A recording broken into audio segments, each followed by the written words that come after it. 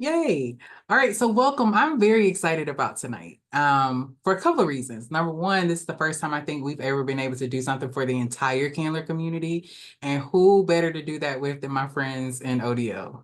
So that's number one. But then number two, I'm really excited to kind of just talk about what digital storytelling is. So whether this is personal for you, so you want to be able to articulate that, or this is for your business. Or your brand. One of the things that I love at Candler is seems to be this beautiful entrepreneurial spirit that a lot of people have. So we thought this would be helpful, no matter where you are on that spectrum, this is for you. So David, if you want to go ahead and share screen, that'd be great. Couple of housekeeping things though before we do get started. If you have a question, feel free to drop it in the Q&A portion just so it doesn't get lost in the chat. And then we also have folks who may be dropping some questions in the chat for you to answer. So this will be an interactive workshop. So we're just going to have fun, very relaxed, no pressure. All right, so the first thing we want to get started with, you can go to the next slide for me. What is digital storytelling? We just kind of want to hear what you think digital storytelling is. You can drop it in the chat, or if you feel bold enough, you can come off mute and let us know what you think digital storytelling is. Wish I had the Jeopardy music right now. Like, oh, anyway. So let us know in the chat, or you can say it out loud. What do you think digital storytelling is?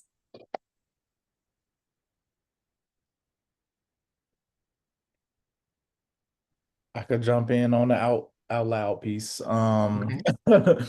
I guess digital storytelling has to do with like narrating or communicating some type of like message surrounding it could be a personal story, it could be a professional effort, but particularly in a electronic space. And then another phrase that also comes to mind is just digital footprint. I always love that phrasing of digital footprint because it literally is a footprint. Like it doesn't go away. Like your digital presence stays. So yes, that's beautiful. Anybody else? Craig says, different ways to tell our story through multiple means, including social media, YouTube, blogging, etc., but also through online presentations. Yes, I love it. You can go to the next slide for me, David. So let's kind of break down what digital storytelling is. Digital storytelling is the practice of using digital tools and multimedia elements. So you guys had it, right? What it is, such as images, videos, audio, text, interactive media, to just craft and share personal or organizational narratives. The beautiful part that I love about storytelling is it's taking the tradition of storytelling and marrying it to modern technology in fun and creative ways that we can engage an audience. So like Lawrence said, either it's for your personal brand or you want to highlight a business, you want to highlight some matter of expertise that you have in just a very fun, cool way so people can understand and grasp it. So now that's our framework for digital storytelling. So now our ODL team is going to walk us through different tips, tricks, and different resources that we can utilize as we build what we need to do for telling our story digitally. So David, it's all yours. Cool. Thank you so much. Can everyone hear me all right? Awesome. Just want to make sure. Oh, that is the first tip in the digital space is always make sure on Zoom that people can hear you and see the screen because you don't want to tell a whole presentation and they cannot. But yeah, the first step that we kind of thought of in this digital storytelling is understanding what branding is. Understanding what does it mean to tell your story in a clear and succinct way so people can understand it. So really quickly, if I can have two people come off mute really fast. There are some logos around the little slide. Can I have one or two people come off mute really fast and name what you might see? Target. Target, I think I heard Amazon. Yes, everyone knows the smile. Apple. Apple, yes. Windows. Jesus. Windows. Mm. That's a good one. I put that one in there because I want to take that to your ST 501 or Old Testament course and see what they say about the cross being a logo or a brand for Christianity. We won't take no time to discuss that today, but I hope that that will spark something in your brain. So I appreciate that. But yeah, so just really quickly, what is a brand? A brand is basically your reputation and identity in spaces you are not. We have been taught in a lot of professional spaces that an elevator pitch is something that can take you from someone not knowing your name to someone remembering you when you walk away. That is the same way it works in a digital space. That is the first time that they get to see you. That is the first time they get to know you, learn what you have to offer. And as the second little square has to say, it is your billboard.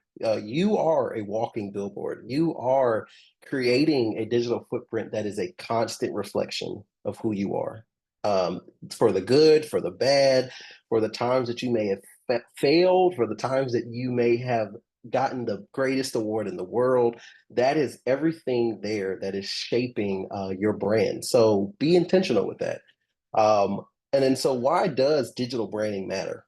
As we have already said, we are in the age of technology. More and more things are coming out each and every day.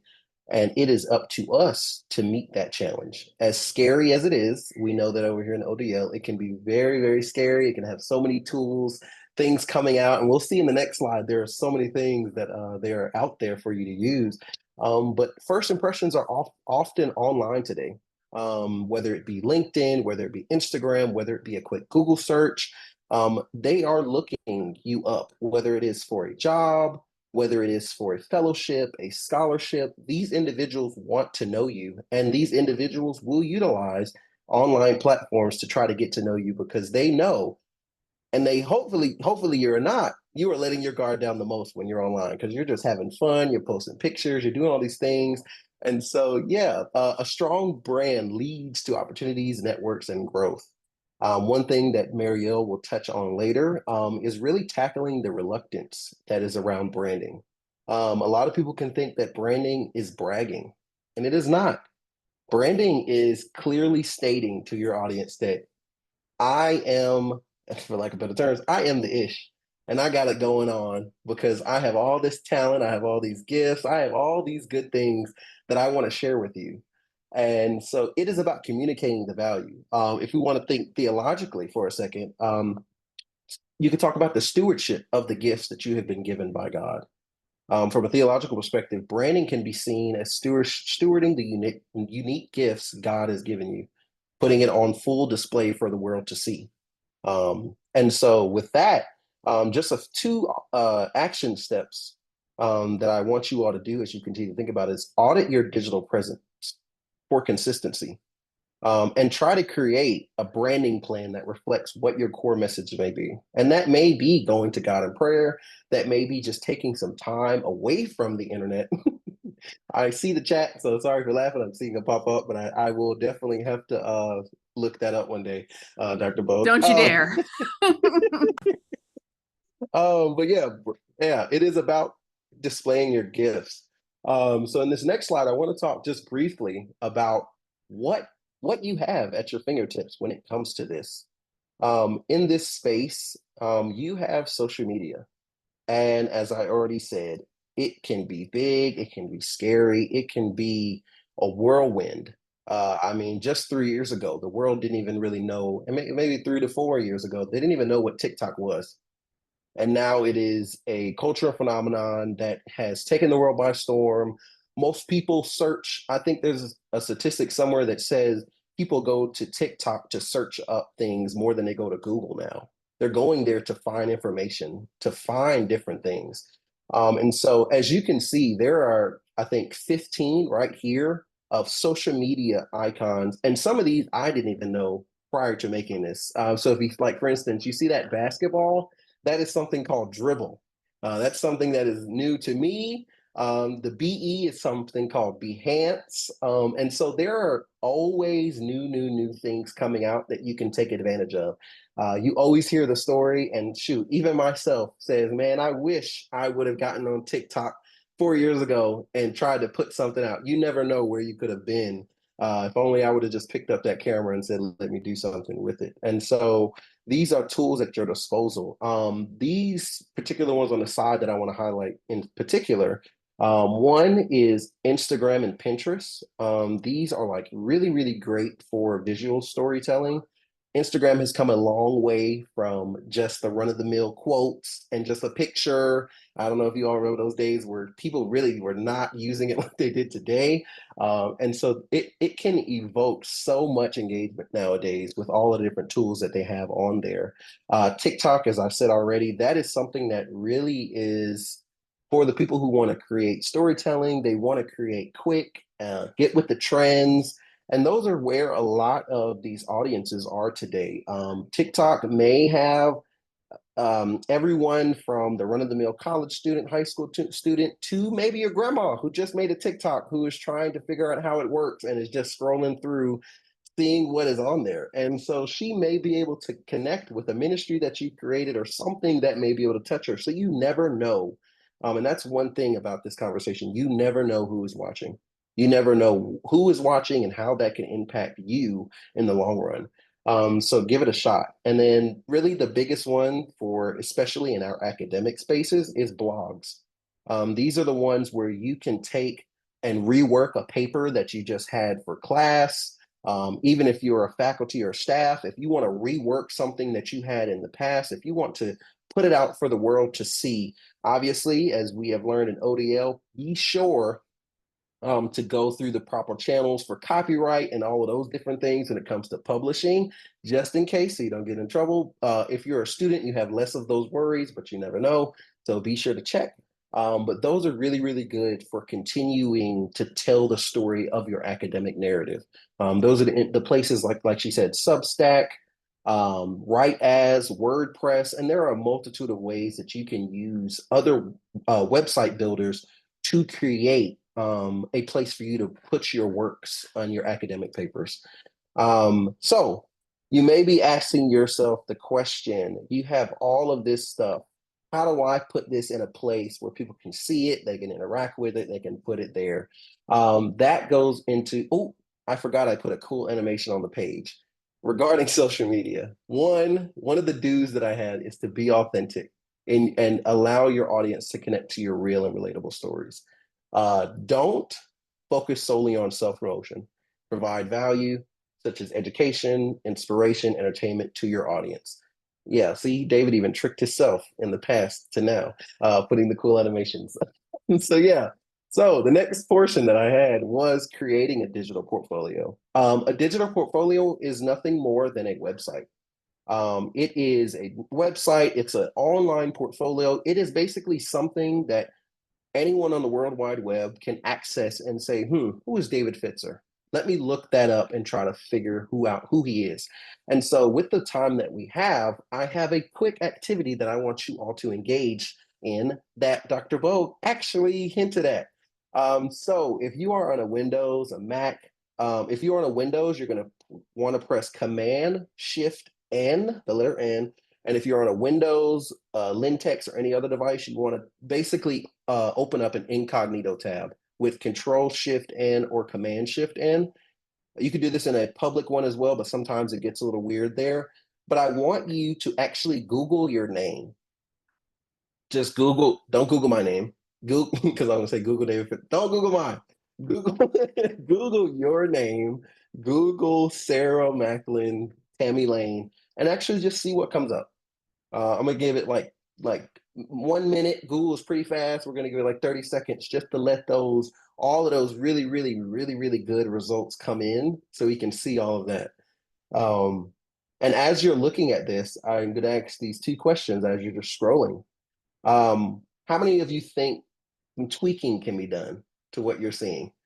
How many think we could tweak some things? There's some things like, I don't want that to show up. I do want that to show up. Actually, I want that to show up first on the list when somebody looks up my name. And how many of you are actually satisfied with what came up? Like if somebody was to look up your name, you're like, that's a really, really good representation of who I am. Those are rhetorical, obviously. But I just want you to get your wheels turning. This can be a lesson of, man, that was embarrassing. Or this could be a lesson of, man, I am so, so proud of myself for that paper that just popped up when I looked up my name. And so thinking of that, one of the biggest things that we think about when we think of Google Chrome is something called SEO. That is search engine optimization. This is directly connected to your digital visibility. This is a direct contradiction to this myth that Google actually pulls all this information from thin air. Like they just have little ghosts that go out and just pull it and say, I want to know what David Fitch is doing, so just pulls it. No, it actually has a science behind it. And these are things right here where I say tips for tricking the Google spider. This is pending words from Dr. Bo because I like it, so I stole it. One of the biggest things to help in this is to keep your content updated. The way in which it pulls information is a lot of times it uses like alternate text when you're having those little text on your images, on things that you're publishing, keywords. So if you're making a blog post that says something about plumbing and you put the word plumbing 40 times in that blog post, when people look up plumbing, it is more likely to come up in that search engine when those little Google spiders, Bing spiders, whichever spiders you want to call, will go out searching and it'll pull it. And that is how some of those people do that. Obviously, there are more advanced ways that some of these bigger companies do where they go out and actually purchase different things to get their names to populate more and become sponsored. But that is a whole nother conversation for another day. And so with that, you may be asking yourself the question, where do we even get started? Where do we get started in even creating something like this? It can be a massive job. And that is why there are people who are employed to do these things full time, because it can be a lot of work. And so really the biggest thing is resource gathering. One of the biggest things that I want you to leave from this slide to remember is that most people forget along the way when they are resource gathering to collect the pieces to tell their story later. We get so focused on how do I get this done now?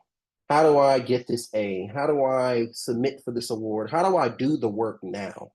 And so when it comes to creating a digital portfolio, a lot of it is about saving those things that will allow you to tell the story in a really, really good way later down the line when you actually compile enough stuff to actually build something like this.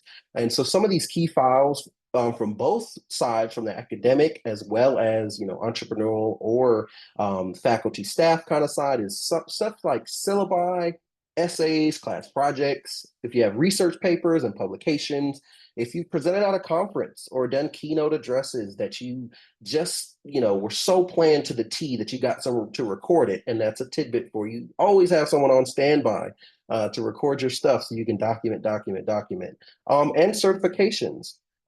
As Dr. Bo said in the chat, don't rely solely on Canvas if you are a student for storage. As a student, you will lose access to some of these courses. And that does not mean that we cannot help you in the digging to get some of these things, but it is going to, decrease a lot of the chances that you have to save some of this vital stuff. And so always save your own copies in a secure cloud or drive space. That is for anything, not even just dealing with Canvas. That is in all things that you are working with. Yeah, Natalie says, I'm a living witness. Taking the back door if the course is harder than downloading while in class. It is, because you will have to try to fight all the little Canvas gremlins to get your stuff back, because it does not like to play nice once you get out of that course. And so really the biggest thing after this is really just, what are some tools? And so I will actually click my fancy animation this time and do it right and say, here are a few tools that you have at your disposal. So first and foremost, you have Canva. If most of you all do not know, Canva is growing bigger and better each and every day. And they actually have an aspect of their software that you can actually create a microsite on there. You can actually make a small website on Canva. Now, you may have to obviously get a pro account, if you want to get all the little fancy, things on those kind of, all the little fancy bells and whistles, but you can do a lot of good work with the free account if you have not before. Popple is another one, if you haven't heard of that. That is a business card That is one that actually allows you to create a business card that you can tap on the back of somebody's phone, and it'll literally shoot over all of your information, whatever you want, your website, contact information, all of those different things. Another few ones are WordPress, Portfolio. Warno Portfolio is one that I found. It's like, I think it's a UK company, but it's fairly inexpensive. They have a student plan that's only like $4 a month. Really, really good, and you get some good features.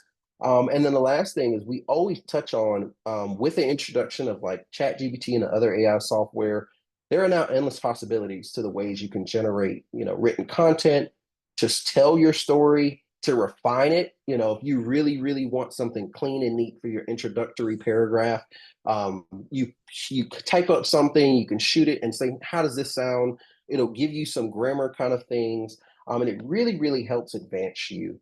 Some other examples of some AI software, and I'll put it in the chat, are Jasper.ai, that is formerly known as Jarvis. It is one that's like a writing assistant to help engage some of your portfolios. Grammarly, even though Grammarly doesn't seem like it's AI, it is very, very good, and it has some AI stuff built into it to help you with some of your grammar, some of your punctuations. Specifically, like I like to use it for writing style to see how you want your tone to come across to your audience. Pictory, which is one that generates long form content from blogs and articles. And then one that's really, really cool is called Durable. And if you just feel like you want to drop a little bit of, funding onto it, this is actually an AI website that will actually generate content and design your website for you. So there are some out there that will actually do all the work for you. And it is really, really, really, really cool. And yeah, so I just dropped that in the chat. And lastly, just the last highlight on this slide is really when we talk about digital portfolios or websites, continue to think about what actually makes a good website. Ensure that the site is easy to navigate, that it's visually appealing, that it draws your eyes into the screen, and really focus in on showcasing the most important and critical parts of your brand. There are ways that, I know I'm not the only one that has never fluffed the little words around a sentence to make it sound fancy. Sometimes you don't need that for your website. You just want it to hit on what you want it to hit on. So when they come in, they know exactly what they're going for. And as I put in this asterisk on the slide, ensure that it's mobile friendly. Google actually ranks mobile responsiveness sites higher than ones that they go online, because everyone technically has a computer in there, and you can't see it because of my green screen, has a computer in their hand nowadays because your phone is so advanced. And so with that, I will toss it back to Marielle to really talk deeper into some of the aspects of what does it mean to build a brand, to not brag on yourself, but actually cherish all that you have.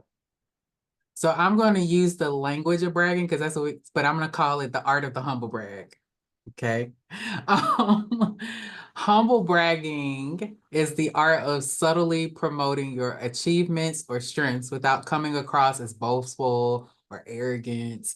And in digital storytelling, this involves sharing your successes in a way that feels authentic and relatable. So remember what David was saying about you being authentic?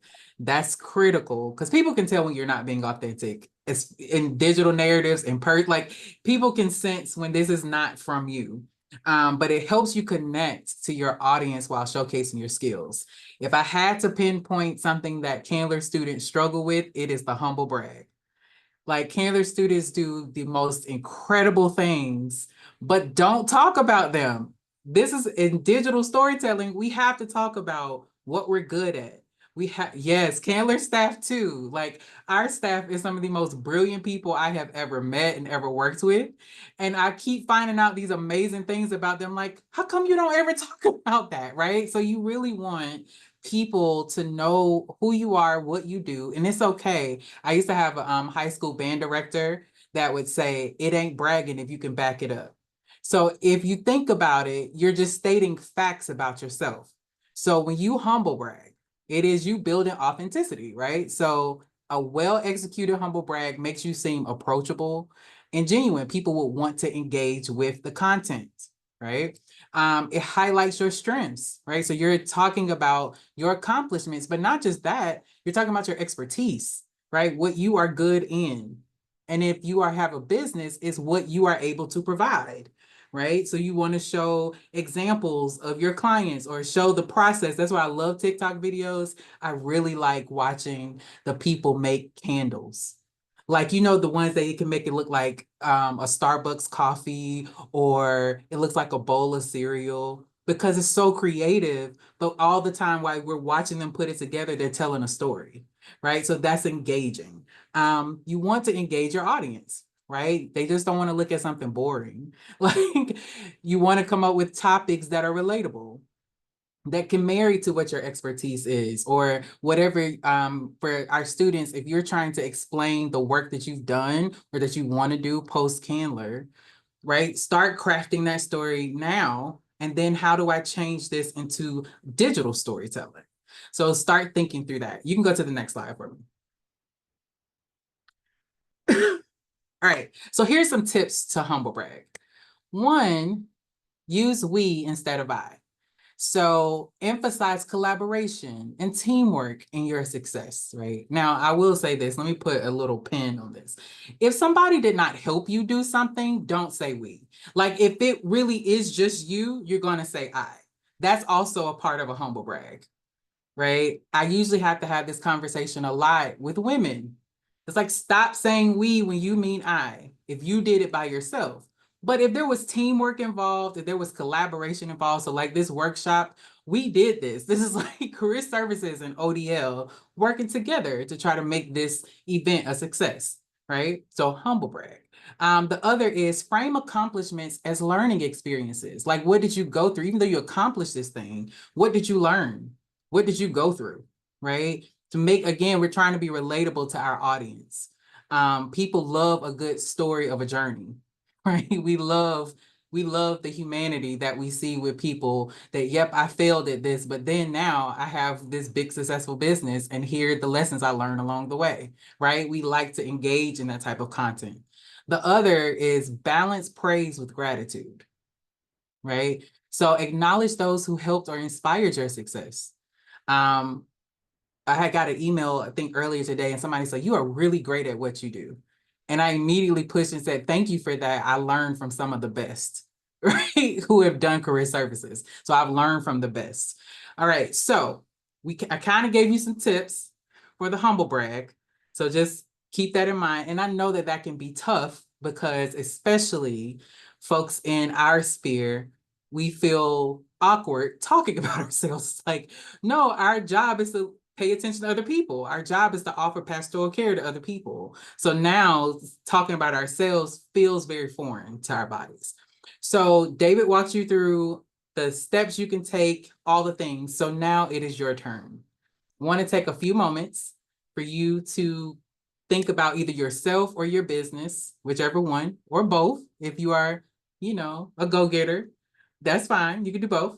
I want you to think about what you offer, what you've accomplished, and in 2 to 3 sentences, I want you to come up with a brand statement that highlights your professional identity or your company's mission. And we're going to take a few minutes. I'm going to give you a chance to write. I put some examples on the screen. So for a company brand statement, it could be, at Horizon Creatives, we specialize in bringing your ideas to life through innovative design and strategic storytelling. Our team combines cutting-edge technology with a deep understanding of your brand's vision to create impactful visual content that captivates audiences and drives engagement. So I know exactly what the company does. I don't have to guess. For personal, as a passionate career strategist, I help individuals align their personal values with their professional aspirations.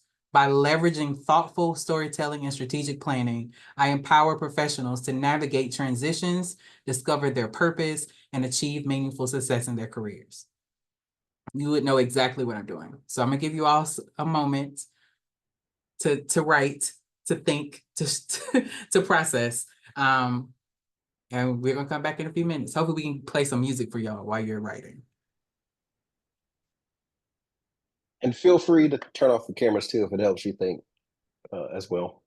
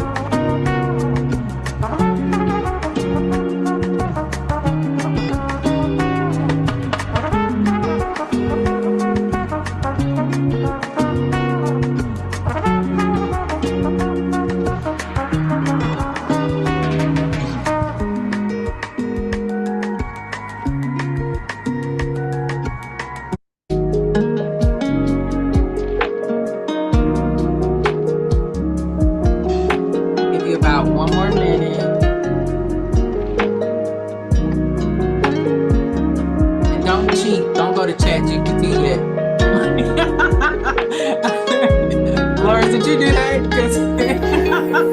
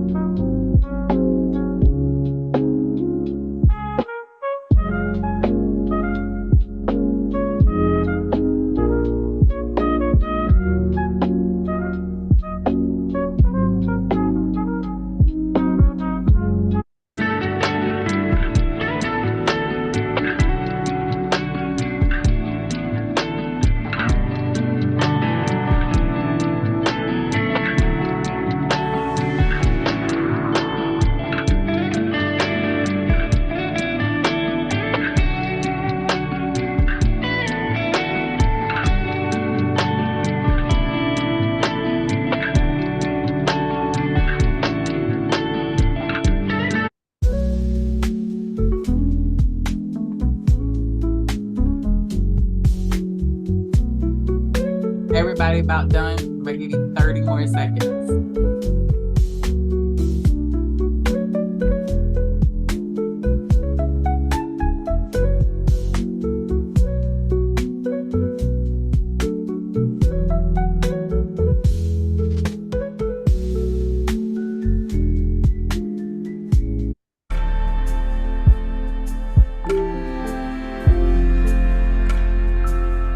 All right.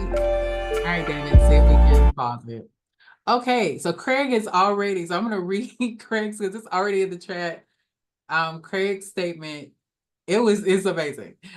Says, as a former marketing professional and social media influencer, I leverage my experience by helping churches reach out to their communities in ways that speak to the current times, including website management, social media engagement, and increasing their presence in the digital environment.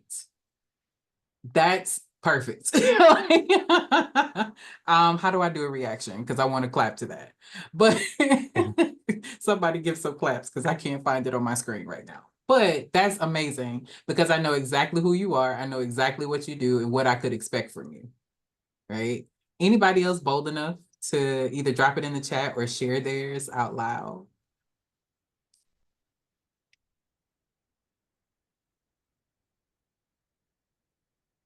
Don't be shy. We're all friends here.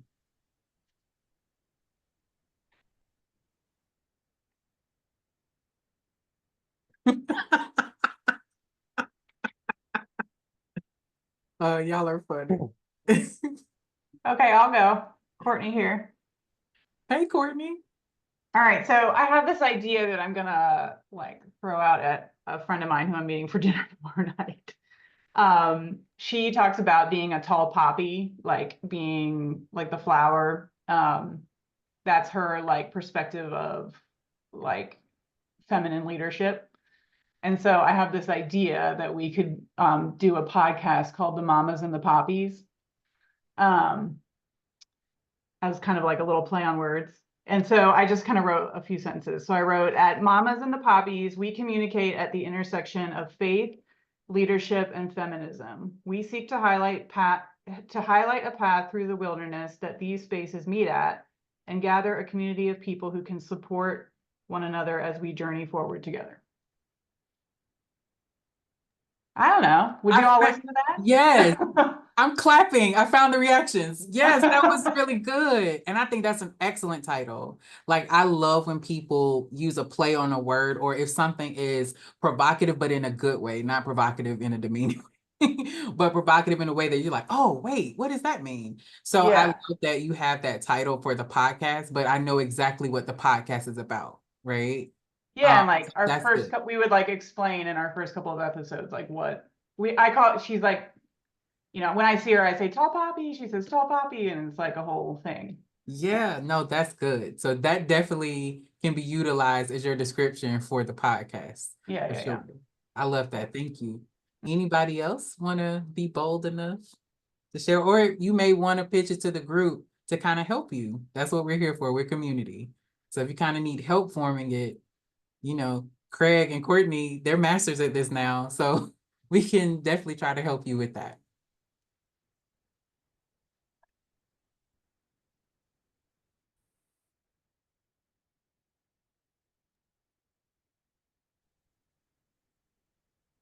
Lawrence, your facial expressions are taking me out. I'm a work in progress over here. Yeah. Anybody else? Okay.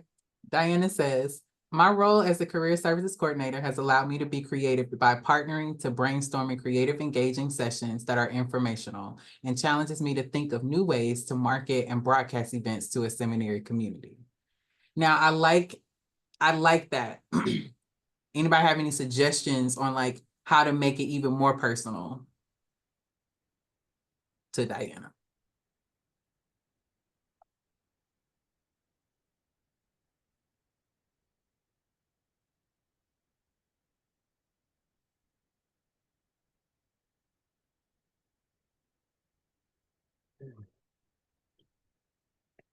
Okay, so I would suggest, as a career services coordinator, I engage in brainstorming creative ways of engaging the community. So I would think more like that. So don't put the highlight so much on Candler Career Services, put it on you.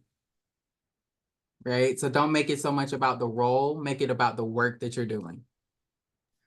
And about Does the that make sense? communities that you connect, right? Yes. You are a very unique intersection of a lot of different faith-based, Yes. non-faith-based stuff. And I think one of the things that our students in particular, and I, as a professional whose whole career has been in seminaries, trying to talk to non-theological people about what that means, it helps when you can talk about the translation you've had to do between different communities. And I know for a fact that you do that regularly.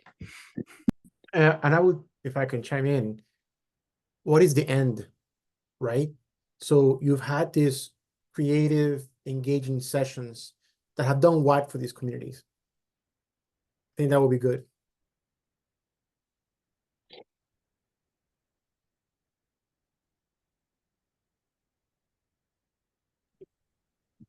She really is. I want her to brag on herself more because she has so many gifts and talents. Anybody else want to share? This is Craig. Let me turn on my video. Oh, there we go. I would, to anyone who's worried about bragging, I would want to challenge you this way, and instead thinking of it as you have talents and information that other people don't have. And they don't know that you have them because there's no index of people that catalogs all of their talents. So by sharing what you are able to do and what you are able to do well, then you are offering people information that they can then utilize to benefit themselves and make their lives better. So we call it bragging just because we're self-promoting, but really what you're doing is getting yourself out there so you can do what you already want to do, and that's help other people. Yes, yes, and yes. Rounds of applause for that answer. Absolutely. Oh, yay. Quinn says, as a behavioral scientist and practical theologian, I bridge the gap between ministry and mental health through a brand called You Gotta Have Faith, which is an acronym for faith-based approaches and interventions to trauma healing. I love that because I know exactly what Quinn does, what Quinn offers, and the intersections that Quinn works at, that she's fusing theology and mental health together. I love that. I really like too the specificity of behavioral science and practical theologian, right? Both of those are very specific things that speak volumes, and sort of out your credentials in both categories by virtue of you using those terms for them, right? Love that. Yeah, send the link. Sign me up. Which, Quinn, didn't you pitch this idea and you won, I think. I can't remember tell us what it is. Because I remember you won something. You pitched this. Go ahead. Yeah, I got accepted to Emory's Hatchery And and I just graduated from the Summer Accelerator where I was paid, and they gave me money to actually launch it. So I officially launched on August the 16th. Y'all, I have a newborn in my house, y'all. So this is not mine, but I'm talking too loud, and he's just 2 months. It's my time. Oh.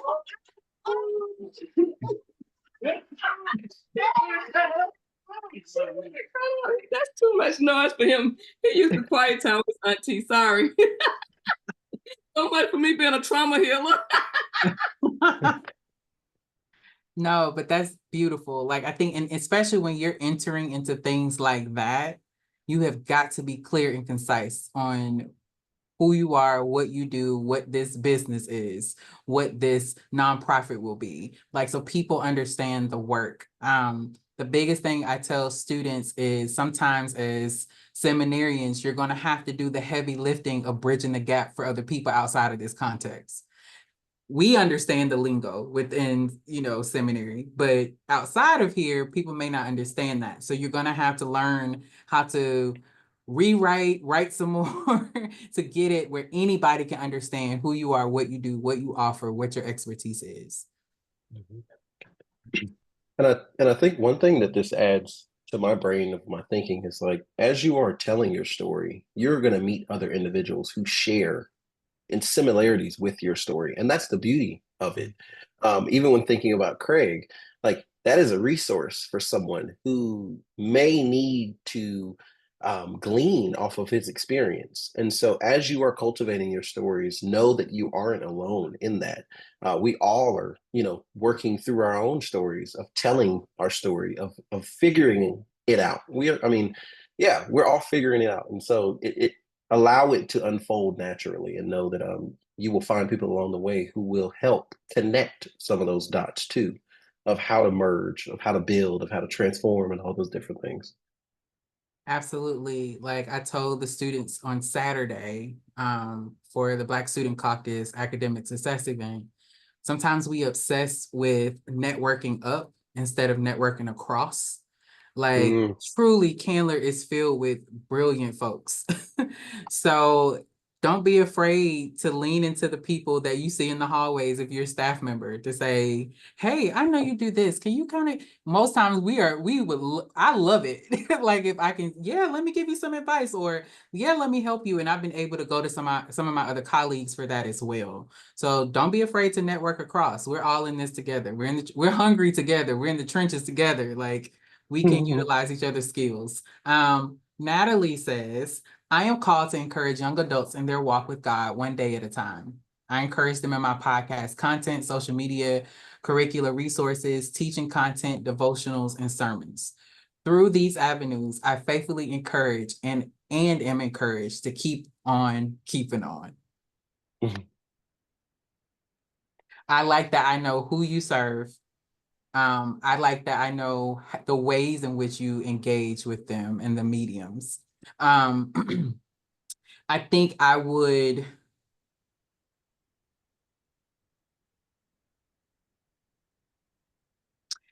even say I am called to serve young adults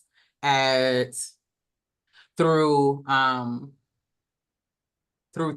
technology avenues such as podcasting, content, like to kind of make it a little bit more concise even further. But you have an amazing podcast and you do amazing work with young adults. And you feels like you didn't even link yourself. Come on. Right, like come on. I know. I have a question too. I'm really, really curious. So I was ordained in April, and I don't know how to I think because I cover a lot of avenues and being professionally in the public health world, but also in ministry, merging all of those together is a lot of words, right? But it helps for people to know my expertise. It helps for people to know I'm ordained, right? Like those things matter. So what is a tip that you all have for like saying as much as you can in as few words as possible too? Because that's something that I really struggle with. And makes it hard to brag, because it's like if I say a lot of words and they're like, okay, we get it, calm down, like so. I think as we talked about, like even when it comes to like the digital portfolio piece, is like focusing in on what is going to grab their attention, like what is going to pull them in to then ask a follow-up question so you can go in deeper depth with it. I don't know how that works with your specific paragraph that you gave, but I think that could be a key piece is like focusing in on the attention grabbers or the pieces that are most vital so what leads to the next piece of the conversation. Yeah. I was typing it, but I'm gonna say Yeah, it. Sarah Bowe gave you your three hits. Ordained Baptist educator, podcaster, public health. Yes, yes, and OPP. even Natalie, kind of what I was saying Saturday. The work you do in public health is a ministry, and to me that's also a way that you are also ministering to young adults by making sure right that the climates that they're living in, so there's something there. We would just have to work on perfecting it, but there's something there, and I think it's important to add that you are a public health professional within this statement. And not you're all these things, but yes, I think we should bring it all together because all of that is a ministry for you. Because even in Quinn's, when you give the expertise, behavioral scientist, practical theologian, you're giving credit to both of your aspects that you're trained in. Right. Okay. I'm gonna get back to work. Thank you. And of course, if you want to keep working with it and want to send it to us, we're more than happy to look and give more advice. Staff too. So if you didn't put anything today, but later after you just kind of wanted to sit with it, feel free to send it to us afterwards. We love helping y'all, so it's cool. Tammy says, as a committed financial consultant, I help higher education institutions align their students' financial wellness and educational and career success through a variety of engaging financial aid programming. And yes, she does. All the claps. Like we know exactly what you do. And I also like that you're tying it to higher ed as a whole and not just Candler, right? Because you can do this in various contexts, right? So I love that. Anybody else have any thoughts? I'm sure. I think that's great. Dope. All right. So of course, Tammy, Dr. Lane, I'm sorry. We give honor what honor is due. Okay. So does anybody have any questions, thoughts, feelings that may be coming up for you? Even if you didn't give us a statement, that's totally fine. But if you have a question that you would like to ask, please do. Diana is wonderful. She always keeps me together. If you could, there's a link in the chat that is a survey about tonight, just to kind of hear your thoughts. We'd like to keep getting this right. So we need to know what we do well, what we don't, what we need to do more of for the community, for students, and now staff, because I really want to include staff in a lot of the things that Career Services does. So we really want to be able to serve you all better and well. So please let us know. These are the ways you can get in touch with us. So our friends over in the Office of Digital Learning, that is their email, and Career Services, that is ours. Do not hesitate to reach out to us. And like I said, if you didn't put anything in the chat today, you can totally send it to us after, and we can definitely give you some feedback. But does anybody have any questions, thoughts, feelings before I dismiss us from this place, but never from Spirit's presence? I was just gonna say I'm typing it in my little eval, so I'm giving my anonymity away. But I think it'd be helpful to know, as a person that's actively doing this and have been actively doing this, like I have a podcast, I create online, I have a YouTube channel. The next step beyond this would be very helpful. I don't think we talk about it. Like, I haven't seen a class at Candler, and please nobody steal this, but I mentioned to my peers recently, like, it would be really helpful if there was an entertainment and theology class, like where we talk about how to merge these two worlds and manage them well, and what you do if you are that person. Like, a lot of theologians are online. And so I think it would be helpful if there was a part 2 at some point of like, okay, if you're doing this, Then let's talk about management, Hootsuite, if there are funding resources to manage. Yeah, you guys know what I'm saying. Okay, I see nods. Okay, great. And if I may touch on that as a recent grad, I think Candler is pushing in that direction. I think the hiring of Marielle tells a lot about the state of where we are at Candler, of thinking differently at the way in which we take our theological education and put it into the ways in which we want to use it in the world.